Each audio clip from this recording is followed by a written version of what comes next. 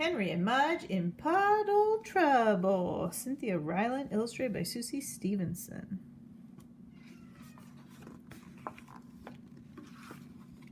Okay, looks like they're going to get wet. Here's our table of contents. We have the Snow Glory, Puddle Trouble, and the kittens. Ooh, kittens.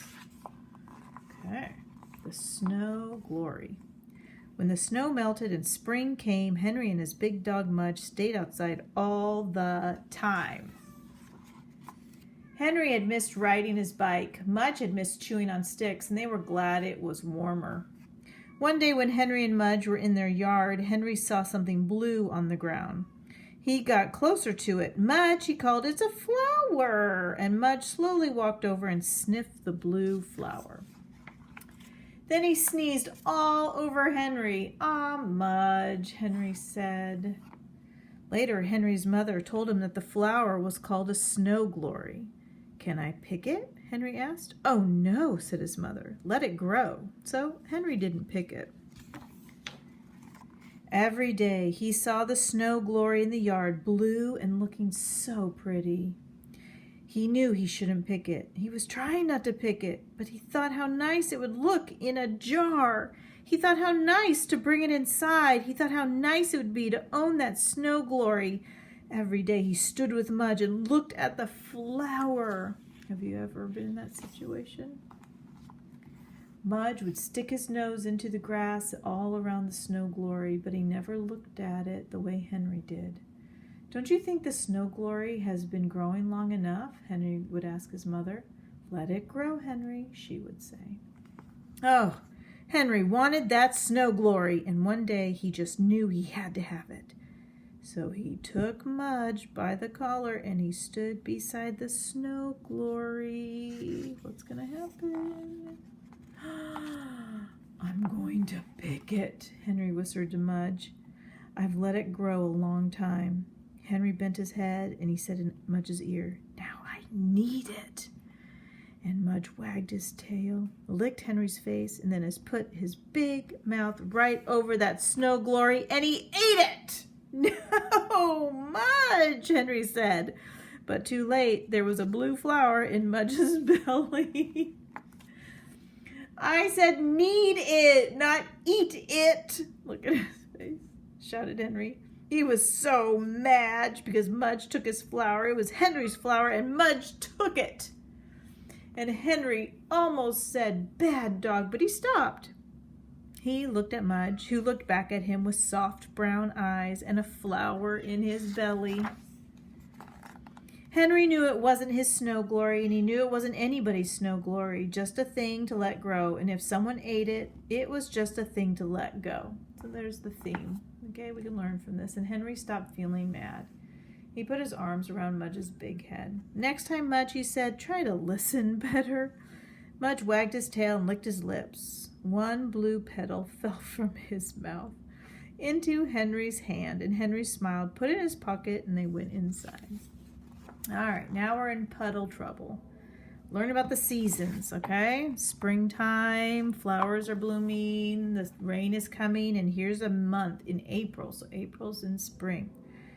In April, it rained day after day after day after day. Henry was getting bored, and Mudge was chewing up everything in the house. So Henry said, "Let's play outside anyway." He put on his raincoat and sneakers and went outside with Mudge. Henry forgot to ask his father if it was all right. When Mudge stepped into the wet grass, he lifted his paws and shook them.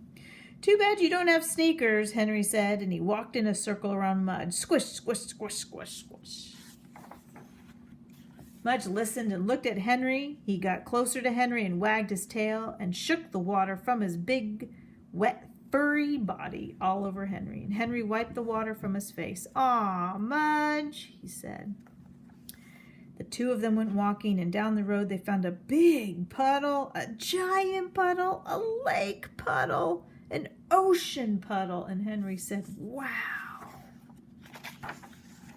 He started running. Mudge got there first. Splash, muddy water all over Mudge. Splash, muddy water all over Henry. It was the biggest, deepest puddle they had ever seen, and they loved it.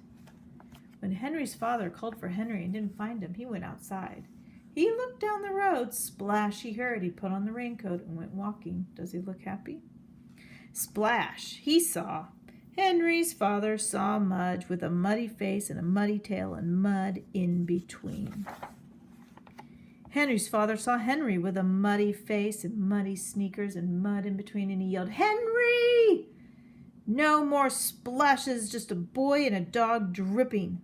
"Hi, Dad," Henry said with a little smile. Mudge wagged his tail. "Henry, you know you should have asked me first," Henry's father said. "I know," said Henry. "I am surprised at you," Henry's father said. "I'm sorry," said Henry. "I don't know what to do with you," Henry's father said, and Henry looked sad. Then Mudge wagged his tail, licked Henry's hand, and shook the water from his big, wet, furry body all over Henry and Henry's father. "Mudge!" Henry yelled, and Henry's father stood there with a muddy face and muddy shoes and muddy in between. He looked at Mudge, he looked at Henry, he looked at the big puddle. Then he smiled. "Wow," he said, and he jumped in. He splashed water on Mudge, he splashed water on Henry, and he said, "Next time, ask me to come along." Were you expecting that? That's how the author makes it interesting. And Henry said, "Sure, Dad," and Henry splashed him back. Last chapter, the kittens. I love kittens. Remember, you can pause and you look at the kittens all you want and name them. In May, the cat who lived next door to Henry and Mudge had a litter of kittens, and there were 5 kittens, and one was orange, one was gray, one was black and white, and 2 were all black. The kittens sometimes stayed in a box in the front yard to get some sun while the mother cat rested. And one day Henry and Mudge peeked in the box, and they saw tiny little kitten faces and tiny little kitten paws, and they heard tiny little kitten meows. Mudge sniffed and sniffed and sniffed and wagged his tail and sneezed and sniffed some more. Then he put his big head into the box, and with his big tongue he licked all 5 kittens. Henry laughed. "Do you want some kittens of your own?" he asked Mudge, and Mudge grunted and wagged his tail again. And whenever the kittens were in their front yard, Henry and Mudge visited the box. Henry loved their little noses, and he had even given them names. Oh, let's see if your names match the same that Henry has named them. He called them Venus, Earth, Mars, Jupiter, and Saturn. Henry loved planets, too. That makes sense. While Henry was at school one day, a new dog came up Henry Street. The 5 kittens were sleeping in the box in their yard, and Mudge was sleeping in Henry's house. Then the new dog got closer to Henry's house, and Mudge's ears went up. And when the new dog got even closer to Henry's house, Mudge's nose went up in the air. And just when the new dog was in front of Henry's house, Mudge barked.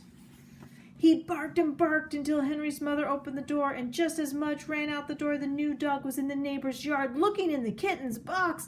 And just as the new dog was putting his big teeth into the box, Mudge ran up behind him.